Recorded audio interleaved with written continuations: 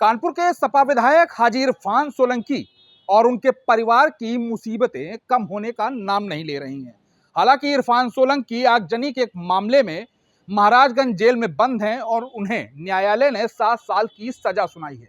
इसके बाद ईडी और पुलिस की ओर से ताबड़तोड़ कार्रवाइयां इरफान के उन तमाम करीबियों और परिवार के लोगों पर की जा रही हैं जो इरफान के काले धंधे में उनके सहयोगी थे।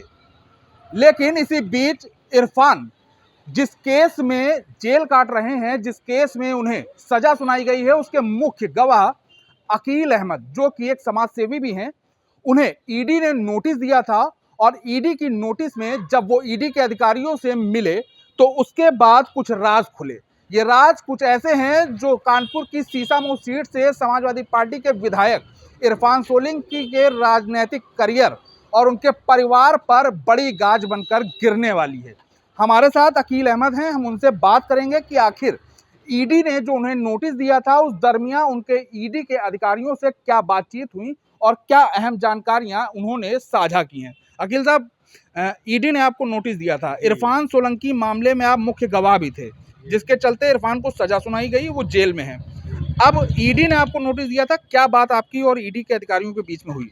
देखिए, ईडी का मामला ये है कि ईडी ने हमको नोटिस दिया था और ईडी ने मुख्य गवाह बनाया है, क्योंकि इरफान सोलंकी के मामले में पहले से मैं गवाह भी हूँ। नज़ीर फातिमा के मामले में, आगजनी वाले मामले में, और एक रंगदारी का मुकदमा कायम हुआ है जिसमें जो है मैं खुद जो हूँ वादी मुकदमा हूँ।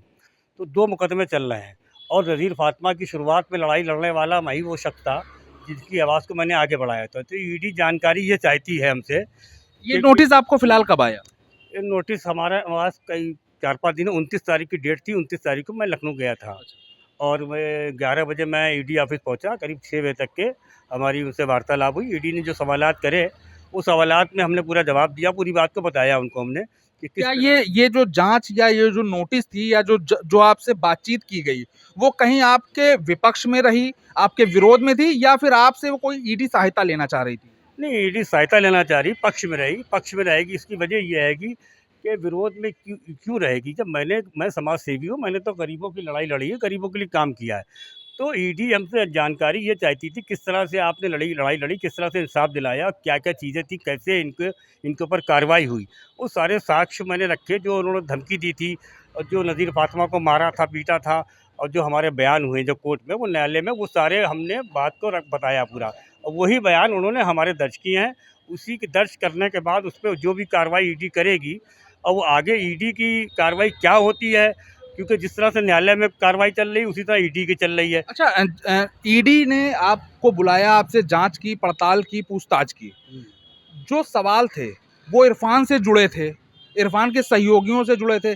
कहीं ये बात भी सामने निकल कर आ रही है कि ईडी आपको गवाह बनाना चाह रही है? नहीं, ईडी गवाह तो बना रही है, इसलिए वो सही बना रही है कि जिस तरह से इन्होंने शहर के अंदर आतंक फैला रखा था और तमाम लोगों की ज़मीनों पर कब्जा कर रखा था। इनके जो खास गुर्गे हैं मुरसलीन भोलू, जो तमाम ज़मीनों के बारे में बताते थे, कब्जे कब होते थे और तमाम जुल्म करते थे। तो ईडी इस पे कार्रवाई करेगी, अब बहुत जल्द कार्रवाई करेगी। हमें तो ये लगता है कि जिस हिसाब से इनकी संपत्ति जो इन्होंने तैयार की है, अभी वहाँ तक के लोग पहुँचे नहीं हैं, मगर एक बड़ी गाज गिरने वाली है बहुत जल्द। कल भी ईडी का छापा पड़ा था, उससे अंदाजा यही लग रहा है कि बड़ी कार्रवाई कोई होगी। अच्छा, इस ईडी की जो कार्रवाई जिसका आप अंदेशा जता रहे हैं, ये कार्रवाई किस पर हो सकती है, किन लोगों पर हो सकती है, कौन है वो, क्या बता पाएंगे? देखिए, वो उसके बारे में तो हम किसी बात नहीं बता सकते आपको, मगर हाँ, ये इनके घर के कुछ लोग हैं, उनके ऊपर कोई बड़ी गाज गिरेगी कि जो इससे संबंधित मामला है, इरफान सोलंकी से जुड़ा हुआ मामला चल रहा है इसमें। अच्छा देखिए, घर में तो तमाम लोग होते हैं, पत्नी भी है, जी, माँ बाप भी होते हैं, भाई बहन भी होते हैं, ऐसे तो तमाम लोग हैं, उनके तमाम सिंडिकेट के लोग हैं जो उनके काम में उनके सहयोगी रहे हैं। तो लगातार ईडी की जो छानबीन चल रही है, जो इंक्वायरी हो रही है, वो उनके करीबियों पर भी हो रही है। तमाम कानपुर में दबिश पड़ी हैं।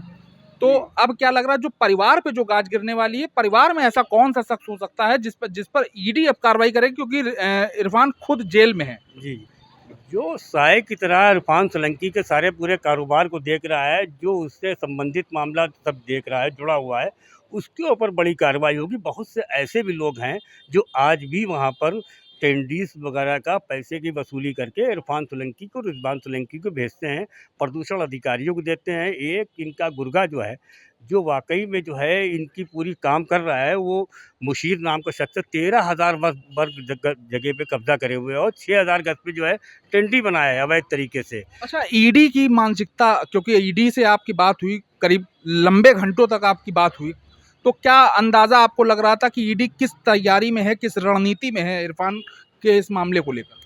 ईडी बड़ी तैयारी में है। ये बड़ी तैयारी ऐसी होगी, बहुत जल्द इसका खुलासा होगा। अब इसके बारे में तो हम नहीं पता कब होगा कब नहीं, मगर ईडी पूरी तैयारी में है। इरफान सोलंकी के परिवार बड़ी गाज गिरेगी। एक ऐसे आदमी भी गिरेगी जिसके बारे में इरफान सोलंकी के गुर्गे और इरफान सोलंकी के समर्थक सब सोच के रह जाएंगे कि ये हुआ क्या आचार्य। क्या इरफान का जिस तरीके से इरफान को सजा होने से इरफान का राजनीतिक करियर खराब हो गया, अब ये राजनीतिक जो करियर है इसको आगे बढ़ाने के लिए इरफान के परिवार से उनकी पत्नी, उनके भाई, सभी लोग आगे आ रहे हैं।